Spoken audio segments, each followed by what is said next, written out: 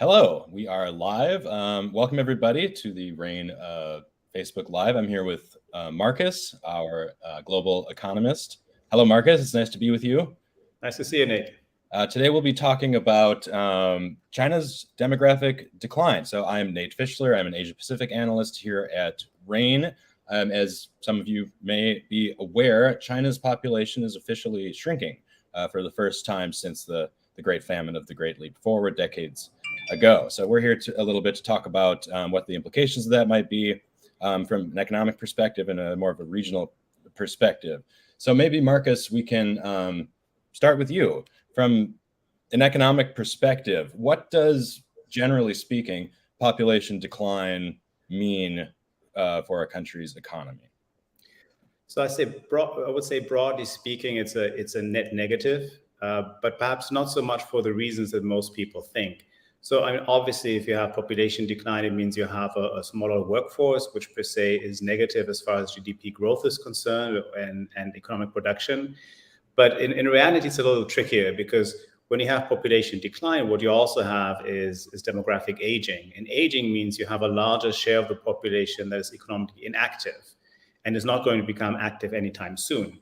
What this also typically implies is a higher expenditure for social security and healthcare. So there's typically less savings available to invest and to drive productivity growth. And then there's perhaps a second round effect as well, whereby you have an older population, and you can make an argument, though the evidence is not quite clear cut, that older populations are less inclined to adapt technological change, which can also improve productivity. So there's a range of factors here that are at play, and they're generally really negative. But Nate, let me ask you've been writing extensively about this. Perhaps just walk our viewers through like what's really been going on. What are some of the numbers around the demographic decline, and what are some of the implications that you see China face over the next really years and decades? Yeah, sure. So yeah, just to tell the numbers story. So officially, China has a population of around 1.4 billion. Most analysts suspect for a long time that these numbers are typically exaggerated. Even in China, when people question these numbers, they're typically not welcomed. This type of discussion is not welcome. So, but we've hit sort of a watershed moment where the government itself is admitting a shrinking population, and it probably, frankly, started happening years ago. But we're getting an official acknowledgement of it now. I mean, it's possible that India's population overtook China's back in 2019. Depending on which numbers you would like to refer to.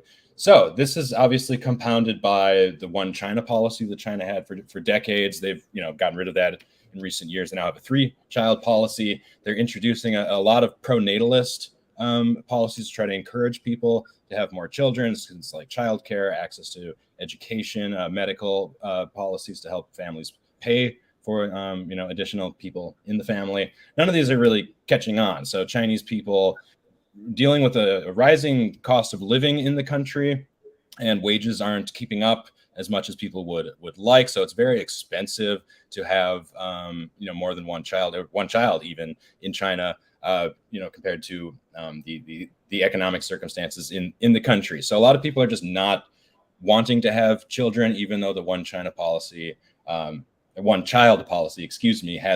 has been lifted. So those pro-natalist policies are not working out, and from my perspective, they're not likely to. Therefore, this aging trend that you mentioned, Marcus, is going to accelerate as the years and decades go by. The projections now say that by the end of the century, in 2100, China could lose upwards of half its population, down from 1.4 billion to around 800 million. So it's a little more than half. So as we were saying, this is broadly a net negative.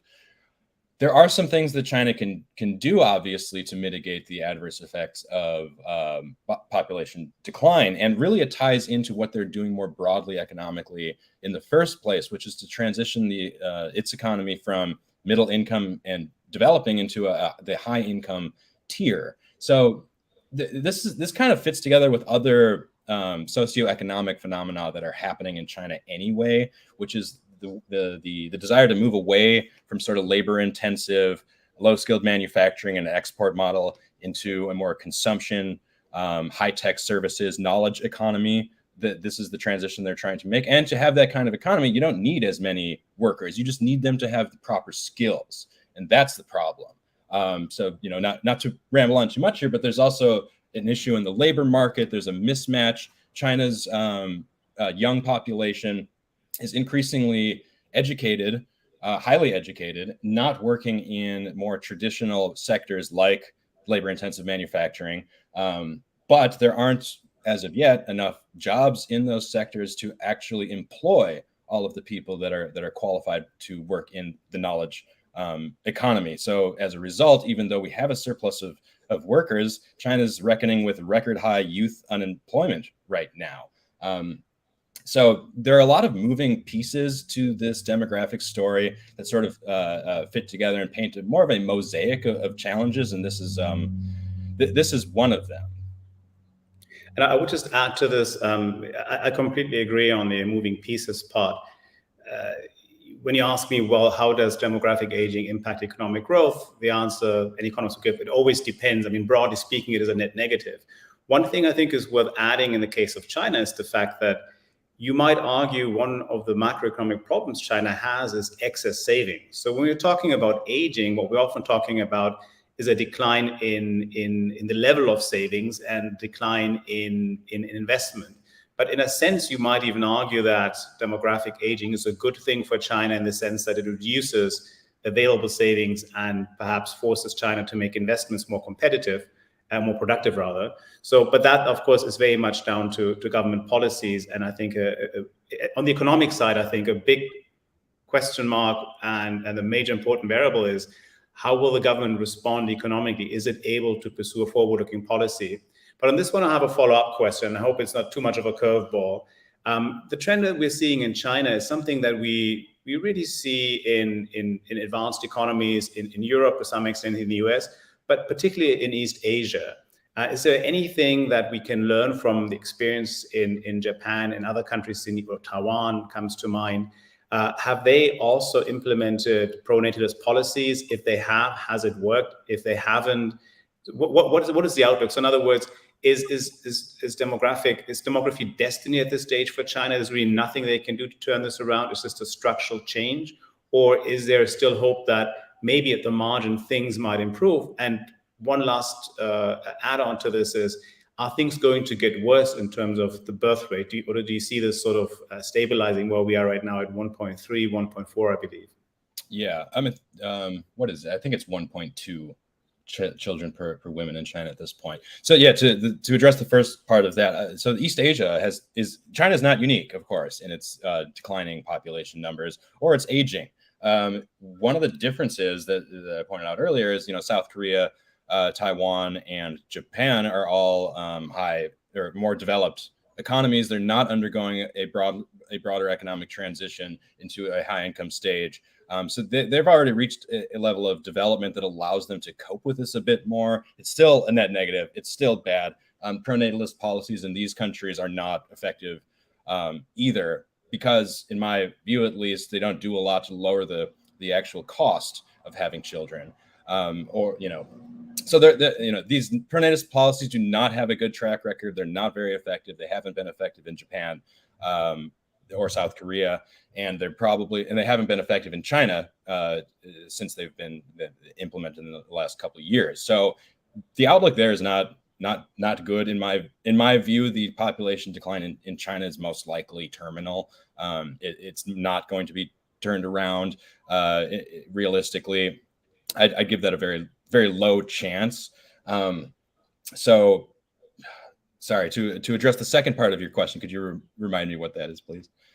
I forgot at this stage as well, but I have a follow-up question on this one, which is so when we see this decline, the flip side of this, of course, population growth, and there is literature out there that shows that when you have a very rapidly expanding population, and particularly a lot of young people, that creates enormous economic challenges, but also politically it can prove quite destabilizing, perhaps in part because of these economic challenges.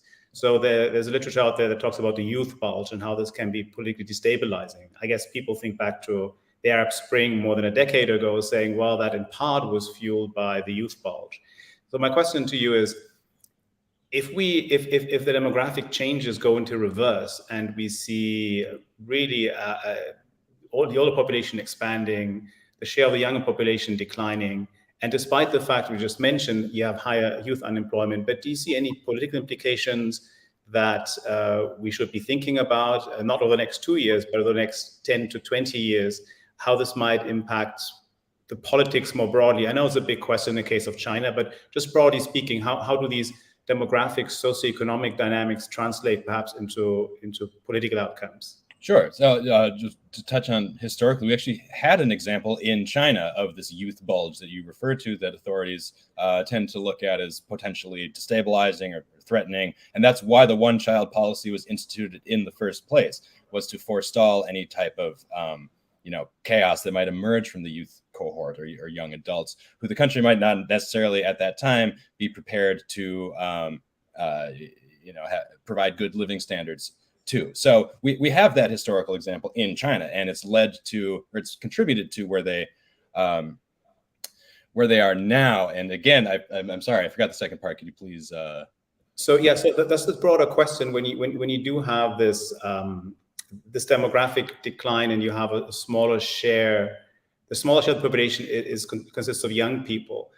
What kind of political implications might this have? Of course, there's other factors, like you mentioned, the higher level of education. There's a whole range of factors. But just as such, is there anything that sort of you think about when you see this demographic transition? Or is this something that we actually have seen in some of the other countries that you mentioned in East Asia? Have we seen an effect in Japan, for example, where we have a smaller share of young people? How has this impacted politics? Because obviously China is not an electoral democracy, but still there are political considerations that the government needs to make, and it probably will have to some extent appeal to the majority. So is there anything that we can speculate about? I know this is a very tricky question, but I think these are the kinds of things that our viewers are very interested in. Sure. I mean, as I've painted this issue as one part of a mosaic of challenges that China is dealing with, we've actually seen sort of a tidal shift in Chinese politics in the last 10 years since Xi Jinping has taken over. So this is one challenge. I don't want to overstate the demographic piece of it, but it's one of several challenges that China has consciously sort of reformed its power structure. In the days of Deng Xiaoping, in the late 70s, they started to cultivate a sort of rule by consensus model among the Chinese Communist Party, where various factions had input, and it was more decentralized than it is now. Under Xi Jinping, it's been re-centralized, at a scope not seen since Mao Zedong. And this is not just a power grab by Xi Jinping. This is a conscious effort by the Chinese Communist Party to re-centralize very tightly so that they can have an effective top-down structure that can readily deal with these issues. And so to answer your question, we've already seen sort of the political shift in this regard. We're going to see a much more centralized Chinese political system than existed prior to Xi Jinping. And this is not just Xi grabbing power. This is a conscious decision on the part of the Chinese Communist Party to change tact, to deal with these problems as they come more efficiently. So, but in terms of if they fail, let's say, if the rate at which living standards are increasing in China is slowing, and this has been the primary source of government legitimacy since Deng Xiaoping. So the more that sort of trickles away or disappears, the government will need another source of legitimacy, which could be national security or some other issues as China deals with geopolitical threats. So yeah, this definitely has implications for the political landscape in China and how they choose to structurally address some of these problems. Yeah. Great. Well, great. Thanks, Nate. I think we are over time. I think there are lots of interesting questions here. We don't have all the answers, but I think sometimes finding the right questions is the first step towards providing the right answers. Nate, thanks very much for sharing your insights today. Thank you, Marcus. You as well. Yeah, and you can learn more about RANE's geopolitical intelligence solutions at ranenetwork.com. We'll be back, or someone will be back next week for another